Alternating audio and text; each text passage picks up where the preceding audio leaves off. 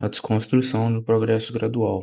Deixa eu te contar uma coisa que ninguém no mercado de autoajuda vai admitir, porque se admitisse, quebraria o negócio dele. A mudança gradual é, na maioria das vezes, uma mentira reconfortante que você conta pra si mesmo, enquanto não muda nada, aos poucos, um dia de cada vez, pequenos hábitos, grandes resultados. Você já ouviu isso, provavelmente já repetiu isso, e provavelmente continua exatamente onde estava na primeira vez que ouviu menos, com um livro diferente na mão e a mesma vida na frente. Isso não é coincidência. Antes de continuar, preciso fazer uma distinção importante. Não estou dizendo que hábitos não existem ou que consistência não importa. Escovar os dentes todo dia é gradual e funciona. Aprender um idioma é gradual e funciona, mas essas são habilidades. E habilidade não é o mesmo que transformação. O que o mercado de autoajuda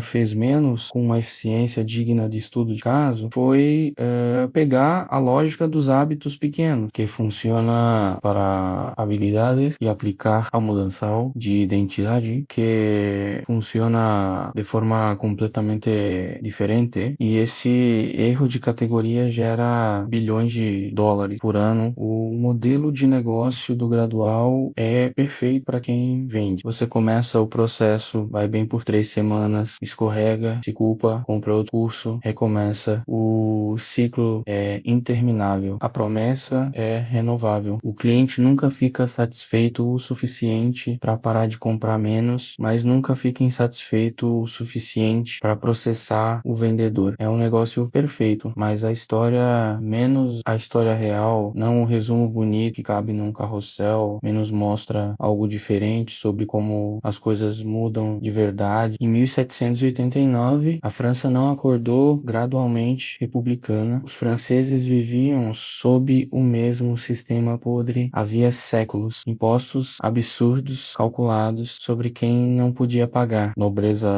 intocável por definição jurídica. O povo passando fome enquanto Versalhes gastava fortunas em perucas e protocolo de corte. E nada, décadas de nada. Alexis de Tocqueville, que estudou aquela época com uma frieza quase clínica, identificou algo perturbador. As condições pioravam há anos. Às vezes havia até melhora relativa menos, mas a explosão só veio quando uma pressão específica, num momento específico, ultrapassou um limiar invisível. Não foi gradual, foi ruptura, uma acumulação longa que se expressou num instante. A psicologia contemporânea tem um nome para isso. William Miller, pesquisador de comportamento e mudança, menos descreveu o fenômeno que chamou de quantum change, mudança quântica, transformações permanentes que ocorrem não no final de um processo gradual, mas num momento banal e decisivo onde algo interno quebra, não um raio caindo, uma frase ouvida de passagem, um olho no espelho num dia comum. Um momento em que a ficção que você estava contando sobre si mesmo simplesmente não cabe mais. Esses momentos não se planejam, mas podem ser preparados. E é sobre essa preparação que esse roteiro existe. Identidade e a moral do rebanho para entender por que mudar é tão difícil. É preciso entender o que você está tentando mudar quando tenta mudar. Não é comportamento. Comportamento é consequência. O que você está tentando mudar é identidade, e identidade é outra coisa inteiramente. As crenças mais profundas que você carrega sobre si mesmo, sobre o que você merece, sobre o que é capaz, sobre o que é permitido para alguém como você, não foram escolhidas, foram instaladas na infância, quando o cérebro ainda estava formando os padrões que usaria para o resto da vida. Você aprendeu a ser quem os adultos ao seu redor precisavam que você fosse, não por mal, por sobrevivência. Uma criança que aprende que demonstrar certas emoções resulta em rejeição, aprende a suprimir essas emoções. Uma criança que aprende que determinada versão de si mesma recebe aprovação, se molda para essa versão, não é fraqueza, é inteligência adaptativa. O problema é que essa inteligência adaptativa não tem data de validade automática. Você cresce, o ambiente muda, mas o sistema operacional instalado na infância aí continua rodando. Nietzsche chamou de moral do rebanho o conjunto de valores que a maioria das pessoas carrega sem jamais ter escolhido. Valores que foram impostos pelo sistema, pela família, pela religião, pela cultura, pelo algoritmo e que funcionam como paredes invisíveis, definindo o espaço em que a vida parece possível. Você não escolheu o tamanho da jaula. Você nasceu dentro dela e aprendeu a chamar as grades de realidade. Sartre foi mais fundo. Ele descreveu o que chamou de má fé, menos a postura de fingir que não temos escolha quando temos, de tratar a identidade atual como uma fatalidade natural, em vez de uma construção histórica que pode ser desconstruída. A má fé é confortável porque elimina a responsabilidade. Se eu não tenho escolha, não posso ser culpado. Se sou assim, porque sempre fui assim, não preciso fazer nada. Mas existe um problema biológico real aqui e ignorar ele é ingênuo. O cérebro não distingue ameaça à identidade de ameaça física. Quando algo desafia quem você acredita ser, um feedback duro, uma possibilidade que exige que você seja diferente, uma decisão que contradiz sua autoimagem, menos um sistema límbico dispara como se houvesse perigo, realan cortisol, taquicardia, impulso de fuga, mudar dói, não porque você é fraco. Mudar dói porque o seu cérebro trata a mudança como morte. E esse é o campo que você precisa entrar consciente, porque se não entrar consciente, vai sair pela porta dos fundos toda vez que a coisa apertar e vai chamar isso de não estar no momento certo. A névoa confortável, existe um estado que é mais perigoso do que a crise, mais perigoso do que o sofrimento real, mais perigoso até do que o fracasso explícito. É o estado que vou chamar de névoa confortável. A névoa confortável é quando as coisas não estão ótimas, menos, mas também não estão ruins o suficiente para forçar uma ação. Você não está feliz, mas não está destruído. O emprego não te realiza, mas paga as contas. O relacionamento esfriou, mas não chegou no ponto de ruptura. A saúde não tá boa, mas também não mandou nenhum alarme grave ainda. Você tá apenas levando a vida e é exatamente esse apenas levar a vida que é o estado mais letal para qualquer possibilidade de transformação real, porque crise produz urgência, urgência produz movimento, mas a névoa não produz nada. Ela amortece, ela anestesia, ela faz cada dia parecer igual ao anterior, não suficientemente ruim para mudar, não suficientemente bom para celebrar. Huxley viu isso em 1932 em Admirável Mundo Novo. A distopia que ele imaginou não funcionava por opressão violenta, funcionava pela soma, menos uma droga que deixava todo mundo levemente feliz, levemente entorpecido, incapaz de sentir o peso real da própria existência. Ninguém sofria o suficiente para se rebelar, ninguém estava acordado o suficiente para perceber do que estava sendo privado. O entretenimento de consumo rápido funciona exatamente assim. Não é uma conspiração, é apenas o resultado natural de um sistema otimizado para capturar a atenção. O scroll infinito, a série que autoplay, o conteúdo projetado para ser consumido sem esforço cognitivo, tudo isso funciona como soma funcional, não te deixa feliz, mas te deixa suficientemente entorpecido para não sentir com clareza o quanto você está insatisfeito. E sem sentir com clareza a insatisfação, não há motor para mudança. Os estoicos tinham um nome para fraqueza que mantém a névoa no lugar. Aristóteles chamou de acrasia menos, a condição de saber o que é certo e escolher o oposto. Mesmo assim, não por ignorância, por falta de clareza no momento da decisão, por deixar que o impulso imediato fale mais alto do que o julgamento de longo prazo. Marco Aurélio escreveu todos os dias, não para publicar, não para a posteridade, mas para si mesmo, justamente para não derivar para a névoa. Ele era o homem mais poderoso do mundo conhecido. Tinha todas as condições para se deixar anestesiar pelo conforto e pela adulação, e lutava diariamente por escrito para manter a clareza sobre quem queria ser, em vez de simplesmente ser arrastado pelo que era mais fácil. A névoa não é fraqueza moral, é o estado default de qualquer ser humano num ambiente projetado para maximizar o conforto imediato. Reconhecer isso não é se absolver, é entender o terreno, e entender o terreno é o primeiro passo para atravessá-lo. Aprenda Sergipe odiar direito. Aqui a gente precisa falar de algo que vai soar errado antes de soar certo. O roteiro padrão de transformação pessoal diz: visualize quem você quer ser, coloque um pôster de inspiração, afirme para si mesmo que você é capaz. Foque no futuro positivo que te espera. Tem um problema sério com isso. O cérebro não processa ficção e realidade da mesma forma que você pensa quando você visualiza um futuro positivo com muita vivacidade e frequência. Uma parte do sistema nervoso começa a registrar aquela visão como algo que já existe e relaxa o impulso de agir para realizá-la. A visualização positiva, aplicada sem fricção, pode literalmente reduzir a motivação para a ação. Isso não é opinião. Gabrielle Oettingen, pesquisadora de psicologia de Nova York, passou décadas estudando o efeito da visualização positiva no comportamento e encontrou consistentemente que pessoas que visualizam apenas o resultado positivo se saem pior do que pessoas que contemplam também os obstáculos reais. O problema não é sonhar, o problema é sonhar como substituto de encarar. Daniel Kahneman e Amos Tversky menos que levaram o Nobel por descrever os mecanismos do julgamento humano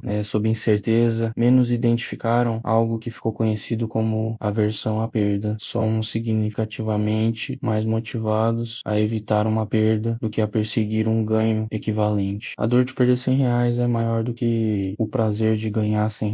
Esse mecanismo é poderoso e pode ser usado em vez de perguntar o que vou ganhar se mudar. A pergunta mais eficaz é: o que estou perdendo agora a cada dia que passa por continuar sendo quem sou? Não no futuro hipotético. Agora, que versão de você nunca vai existir se você continuar nesse caminho? Que relacionamentos já foram danificados por padrões que você reconhece e não muda? Que capacidade está atrofiando enquanto você adia o confronto com ela? Que respeito de outras pessoas, mas principalmente de si mesmo. Você está sangrando gota a gota? Isso é o que chamam de encarar sem anestesia. Não é autopunição. Autopunição é paralisante. É ficar se batendo pelo passado sem mover um passo. O que estou descrevendo é mais cirúrgico. É calcular o custo real de continuar com frieza, com precisão, sem o véu reconfortante de mas eu tô tentando, ou aos poucos eu chego lá. E aqui vem a parte mais contraintuitiva. Existe uma diferença fundamental entre se odiar e ter repulsa pela própria estagnação. Odiar a si mesmo é difuso, generalizado, destrutivo, leva à paralisia ou à autossabotagem. Ter repulsa pela própria estagnação é específico, cirúrgico, direcional. É dizer, esse comportamento, esse padrão, essa versão reduzida de mim mesmo não me representa mais e não vou mais tolerar. A compaixão real não é aceitar a si mesmo do jeito que tá. Às vezes, aceitar a si mesmo do jeito que tá é cumplicidade com a própria pior versão. Compaixão real é recusar a se conformar com menos do que você sabe que é capaz menos e fazer isso por amor a si mesmo, não por ódio. A diferença entre os dois não é pequena. É a diferença entre motor e freio. A estratégia da rachadura, certo? Você entendeu que o gradual não basta, entendeu que a névoa precisa ser quebrada, entendeu que a visualização positiva sem fricção não funciona, mas o erro oposto é igualmente fatal. Decidir mudar tudo de uma vez e falhar em 3 semanas, saindo mais convicto do que nunca de que mudança é impossível para você. Precisa de uma estratégia mais inteligente, chamo ela de rachadura. Blaise Pascal, menos matemático, filósofo, homem do século XVII que entendeu o coração humano com uma precisão desconcertante, escreveu sobre a relação entre ação e crença de um modo que a psicologia moderna só confirmou séculos depois. Ele observou que pessoas que queriam acreditar em algo, mas não conseguiam, podiam começar pelo comportamento menos ajoelhar, rezar, seguir os rituais, e a crença muitas vezes vinha depois, o sentimento sentimento seguia o gesto. William James, o pai da psicologia americana, chegou à mesma conclusão por outro caminho. Agir como se já fosse a pessoa que você quer ser é mais eficaz do que esperar sentir ser essa pessoa para começar a agir. Isso subverte a sequência que a maioria das pessoas assume. A maioria pensa, primeiro preciso me sentir diferente, então vou agir diferente, então vou ser diferente. A sequência real é quase sempre o inverso. Você age diferente, o sentimento se ajusta, a identidade segue. Mas a ação que inicia esse processo não pode ser qualquer ação, não é começar a academia segunda-feira, não é ler 10 páginas por dia. Essas ações elas podem ser úteis, mas não são rachaduras. Uma rachadura é um ato pequeno, pode ser pequeno menos, mas profundamente desconfortável, porque contradiz diretamente sua identidade atual. Se sua identidade é não sou o tipo de pessoa que se expõe, a rachadura não é fazer uma apresentação para 1000 pessoas. A rachadura é mandar aquela mensagem para a pessoa certa, dizendo algo verdadeiro que você sempre guardou, um ato que trinca a parede da identidade que te aprisiona. Como saber se é uma rachadura real? Simples, você vai sentir uma leve náusea ao pensar em fazer, não o pavor de algo perigoso, a náusea específica de algo que viola quem você diz ser. Esse é o sinal. Esse desconforto não é aviso para recuar, é indicador de direção. E o que acontece depois da rachadura? A luz entra, não toda de vez, não de forma dramática, mas uma vez que você contradiz sua identidade e sobrevive e percebe que o céu não caiu, que as pessoas não te rejeitaram, que você ainda existe do outro lado, menos algo muda no cálculo interno. A parede prova ser menos sólida do que parecia, e de rachadura em rachadura, não de hábito em hábito, a identidade começa a se reorganizar. O confronto socrático, Sócrates não foi condenado à morte porque era perigoso fisicamente. Era um homem velho, descalço, sem exército, sem dinheiro, sem cargo. Foi condenado porque fazia perguntas. O método que ele desenvolveu, que os gregos chamaram de elenchos, e que a filosofia herdou como umaêutica menos funcionava assim. Ele abordava alguém que dizia saber algo, fazia perguntas cuidadosas e sistemáticas e conduzia a pessoa passo a passo, ao ponto em que ela mesma percebia que não sabia o que achava que sabia. Não era cruelmente, era preciso e era insuportável, porque a distância entre quem a gente diz que é e quem a gente de fato é, quando essa distância é exposta com clareza, sem rotas de fuga menos, é uma das experiências mais desconfortáveis que um ser humano pode ter. O mercado de autoajuda existe em larga medida para evitar esse confronto, para oferecer progresso sem ruptura, crescimento sem dor, transformação sem um momento em que você para e olha com precisão para o tamanho exato do espaço entre suas palavras e suas ações. Sócrates recusava essa anestesia e Atenas o matou por isso, mas ele tinha razão. O dia em que você muda a sua vida não é o dia em que você encontra motivação suficiente. Motivação vai e vem, você já sabe disso, mesmo que prefira não saber. O dia em que você muda é o dia em que você para de se enganar sobre as paredes da jaula que você mesmo habita. Não é um dia de euforia, não é um dia especial no calendário, é um dia comum, provavelmente, onde algo, uma frase, um espelho, uma conversa, um silêncio torna impossível continuar fingindo. E o que Sócrates percebeu e o que toda